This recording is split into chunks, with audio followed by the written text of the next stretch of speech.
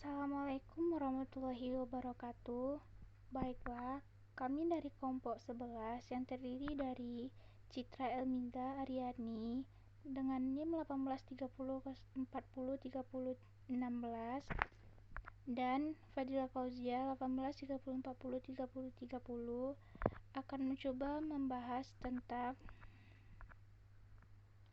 berbagai kasus fraud. Baiklah, untuk topik pembahasan yang pertama yaitu deflect. PUB berusia ratusan tahun di Oks ini terpaksa tutup karena COVID-19. Pembahasannya adalah sebuah PUB bersejarah di pusat Oxford, Inggris yang telah melayani mahasiswa, cendekiawan dan sastrawan bebat selama lebih dari 450 tahun yang akan ditutup lantaran terimbas pandemi COVID-19. Deflect adalah The Lamp and Flag, PUB bersejarah yang pernah dikunjungi oleh orang-orang kenamaan seperti penulis Lord of the Rings J.R.R. Tolkien hingga penulis The Chronicles of Narnia C.S. Lewis yang mengalami kerugian akibat pendapatan yang terus merosot sejak dimulainya pandemi tahun ini.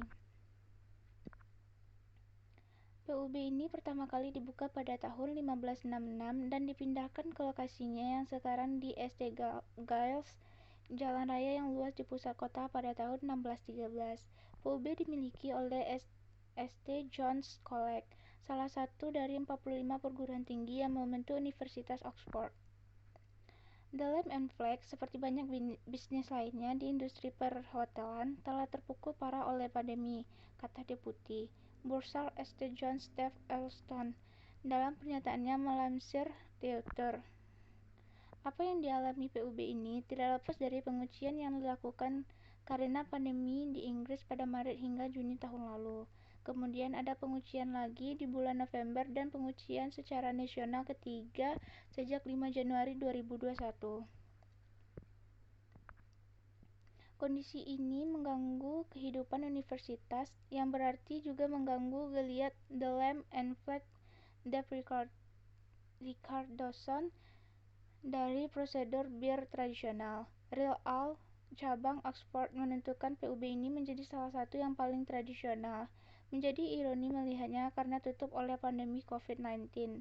Tidak ada TV, tidak ada kontrak musik, tidak ada musik. Ini adalah tempat orang datang untuk berbicara satu sama lainnya, untuk menikmati lingkungan tradisional dan bersejarah. Generasi orang yang sudah melakukannya, pelajar, warga kota, orang dari jauh, ujarnya.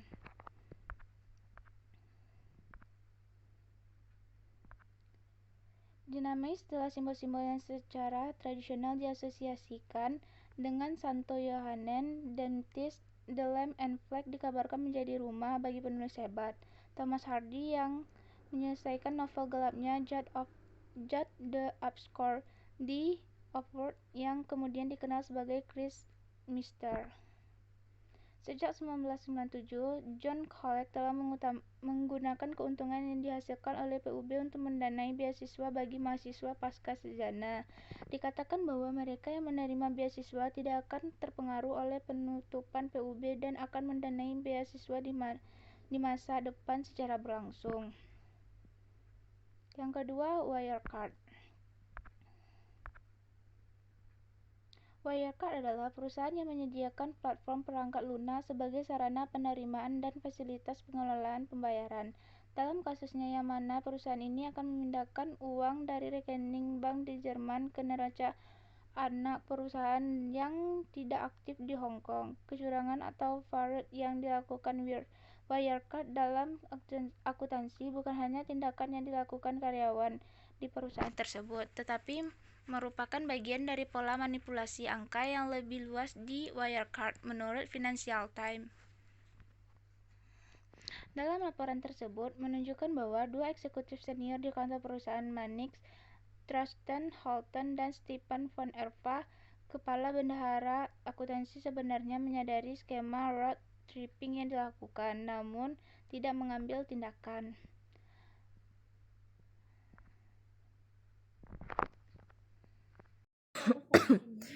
Baiklah, saya Citra Emiza Aryani dengan NIM 1830403016 akan melanjutkan presentasi dari teman saya tadi.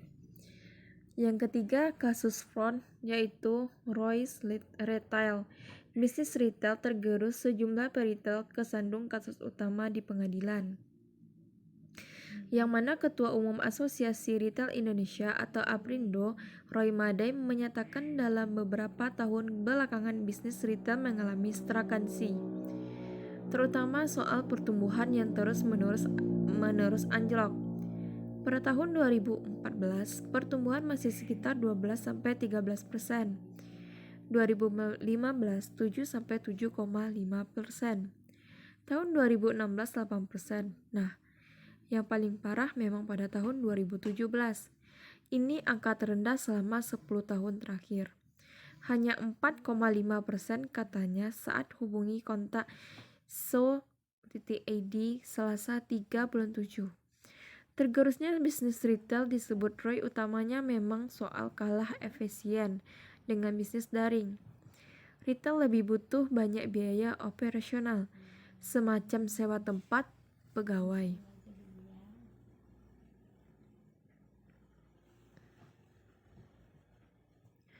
Oleh karenanya, para retail diharapkan Roy bisa mengubah model bisnisnya termasuk bertransportasi ke jalur bisnis daring.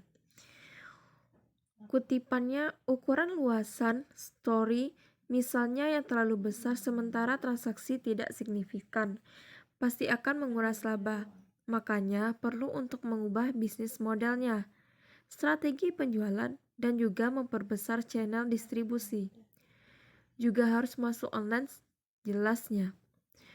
Meski tersebut tergerus dari aspek hukum sektor retail, sejatinya memang belum banyak digugat. Penundaan kewajiban pembayaran utang atau PKPU maupun pilot. Dari data yang dihimpun kontan.co.id sepanjang semester 1 2018, hanya 2 perusahaan retail yang diajukan pilot dan 3 permohonan PKPU.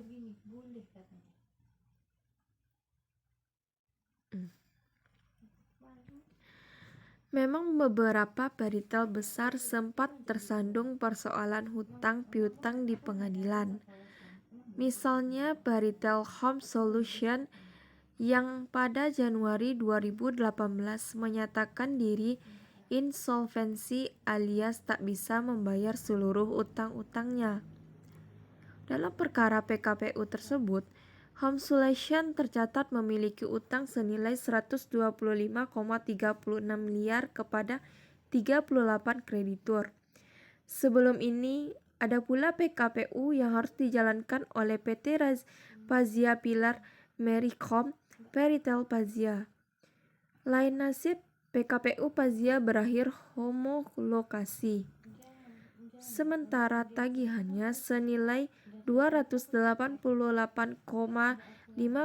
miliar dari 13 kreditur.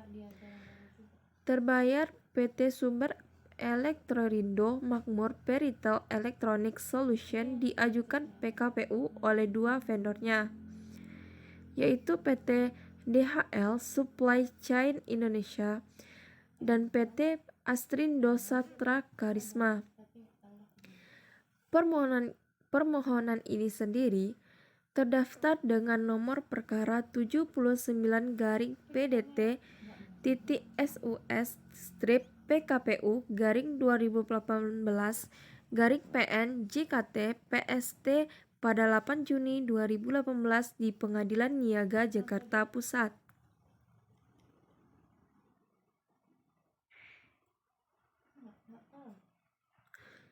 Sebelum ini, ada pula PKPU yang harus dijalankan oleh PT Pazia Pilar Mercicom Peritel Pazia. Lain nasib, PKPU Pazia berakhir homologasi. Sementara tagihannya senilai 288,56 miliar dari 13 kreditur. Terbayar PT Sumber Elektrindo Makmur Peritel Electronic Solution diajukan PKPU oleh 2 vendornya, yaitu PT DHL Supply Chain Indonesia, dan PT Asrindo Sastra Karisma. Permohonan ini sendiri terdaftar dengan nomor perkara 79-PDT-SUS PKPU 2018-PN JKT-PST pada 8 Juni 2018 di Pengadilan Niaga Jakarta. Kutipan DHL itu konsultan supply chain. Kalau Asrindo agen tiket, biasanya digunakan termohon PKPU untuk perjalanan dinas. Misalnya, kata kuasa hukum DHL dan Asrindo Tunik Sumiasi dari kantor hukum Fincats Edwin Ashim dan partner saat dihubungi oleh kontansi .so.id Selasa 3/7.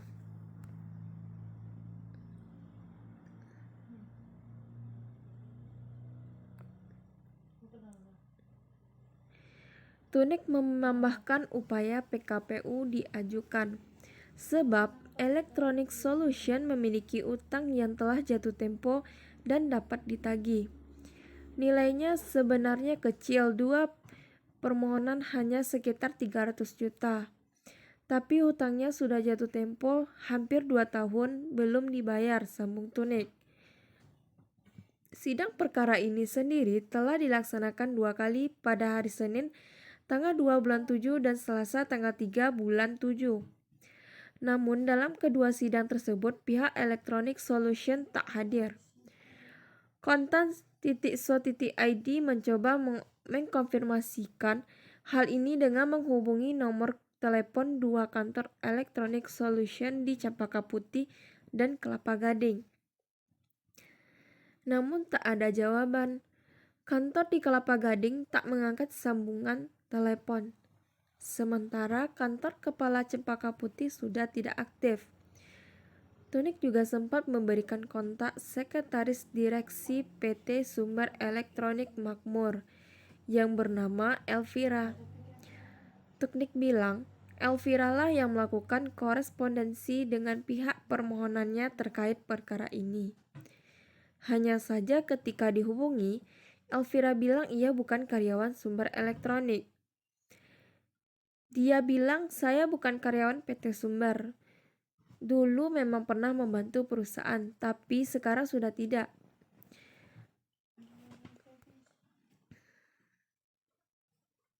Nah, pokok pembahasan kita yang keempat tentang fraud yaitu Plastics Ltd. A Generic Plastic Ltd dengan J. Mercer and Son Ltd. Mesin minuman post-mix produksi J. Mercer and Son yang digunakan dalam industri perhotelan. Sebagai bagian dari sistem ini, mereka membutuhkan cincin Yo. JMS telah memberi 40.000 cincin semacam itu dari pemasok Australia, yang semuanya dikutip berdasarkan per 100. Misalnya, pesanan untuk 3.13-HN kutip dan kutip 31,13 HUN.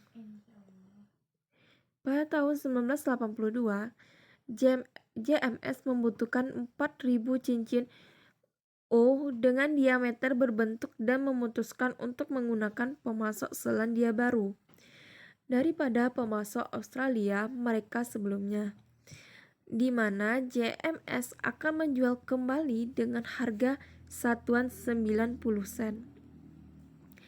Rekayasa plastik memberikan kutipan berikut. 4.000 masing-masing 3,7-16 IDX 5-16 penambak. Kekerasan pantai 50, harga 644,90 per si. Biaya alat biaya bagian 1,072,50. JMS menerima penawaran tersebut. Dan A Generic Plastic memesan cincin dari pabrikan Amerika Serikat. Namun, alih-alih faktor yang diharapkan sebesar 1.700, mereka malah heran menerima tagihan sebesar 27,246,42. Kemudian ditranskripsikan bahwa kutipan 644,96 adalah 644,96 per 100 unit. Sedangkan JMS secara keliru mengira bahwa 644,96 adalah biaya total dengan kutipan C secara keliru disingkat menjadi sen. Akibatnya JMS diminta untuk membayar 6,67 per 0 ring yang biasanya mereka jual kembali hanya dengan 90 sen. Biaya bersih 0 ring untuk N-negeric plastik adalah 3,91. Namun pengadilan menerima bukti bahwa cincin serupa dapat diimpor dari Amerika Serikat hanya dengan 90 sen. Setelah menawarkan untuk mengembalikan O-ring ke generic plastik yang mereka tolak dan kemudian menuntut JMS untuk pembayaran. JMS membela klaim mereka dengan utama bahwa kontrak tersebut merupakan kesalahan bersama dan meminta ganti rugi berdasarkan pasal 6 1A Romawi 3 untuk Undang-Undang Kesalahan Kontrak 1979.